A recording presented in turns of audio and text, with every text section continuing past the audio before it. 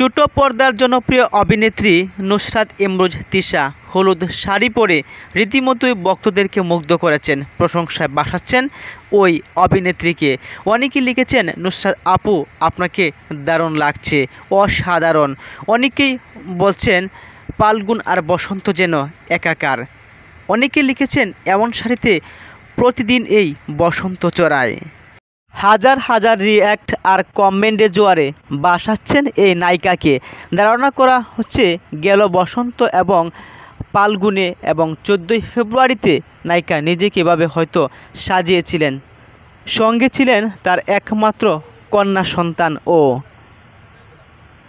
গান দিয়ে কেরিয়ার জীবন শুরু করলেও তিশার পথযাত্রা সফলতা লাভ করে নাটকের মাধ্যমে। খুব অল্প সময়ের মধ্যেই তিনি সকল শ্রেণীর দর্শকদের কাছে অত্যন্ত জনপ্রিয় হয়ে ওঠেন। তিনি বিভিন্ন টিভি বিজ্ঞাপন ও নাটকেও নিয়মিত অভিনয় করেছেন, পাশাপাশি কিছু চলচ্চিত্রেও কাজ করেছেন। তার অভিনীত উল্লেখযোগ্য চলচ্চিত্র রয়েছে কিছু, যেমন থার্ড পারসন সিঙ্গুলার নাম্বার 2009 সালে। তাছাড়াও 2012 সালে টেলিভিশন এবং 2016 সালে অস্তিত্ব ক্রীড়া একটি নাটক ছিল। তারপর 2017 সালে ডুব, 2017 সালে আরও একটি নাটক হালদা। বেশ কয়েকটি নাটক থেকেই রূপালী পর্দা তখনই খুঁজে বেড়াচ্ছেন এই নায়িকাকে। তাছাড়াও লিলি বিজ্ঞাপনে অনেকে চিনতেন এই নায়িকায় তিশা।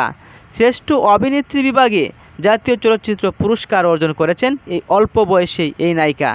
এছাড়াও তিনি 10টি মেরিল প্রথম আলো পুরস্কারও অর্জন করেছেন।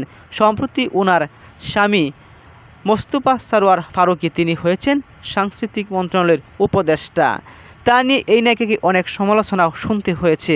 অনেকেই বলেছেন তিশা অনেকটাই পরিবর্তন হয়েছে তার স্বামী উপদেষ্টা হওয়ায়। তিশা প্রতি উত্তরে বলেছিল, হ্যাঁ, মানুষ পরিবর্তনশীল। 2010 সালের 16ই জুলাই পরিচালক মোস্তফা সরোয়ার ফারুকীর সঙ্গে বিবাহ বন্ধনে আবদ্ধ হন নায়িকা নুসরাত ইমরোজ তিশা।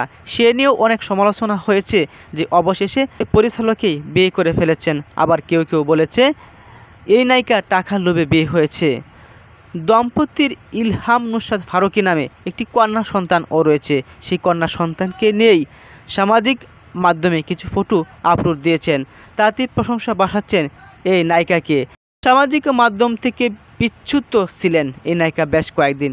এতে তার ভুয়া অ্যাকাউন্টেও ভক্তরা অনেক ফটো আপলোড দিয়েছে। অবশেষে নিজে একটি ফেসবুক পেজ ক্রিয়েট করে ফটো ভিডিও আপলোড দিতে শুরু করেন। কেননা ভুয়া পেজ দিয়ে অনেক সময় ভুলভাল আপলোড দিয়ে থাকেন অনেকেই। শুধু যে হলুদ শাড়িতেই মুগ্ধতা চড়াচ্ছেন তাই না, এই নায়িকা এরপরও বেশ কয়েকটি শাড়ি পরেছে যা ভক্তদের নজরে পড়েছে। 2021 সালে তিনি পেয়েছেন টিভি নাটকে শ্রেষ্ঠ অভিনেত্রী পুরস্কার এবং 2022 সালে পেয়েছেন সেরা নাট্য অভিনেত্রী পুরস্কার।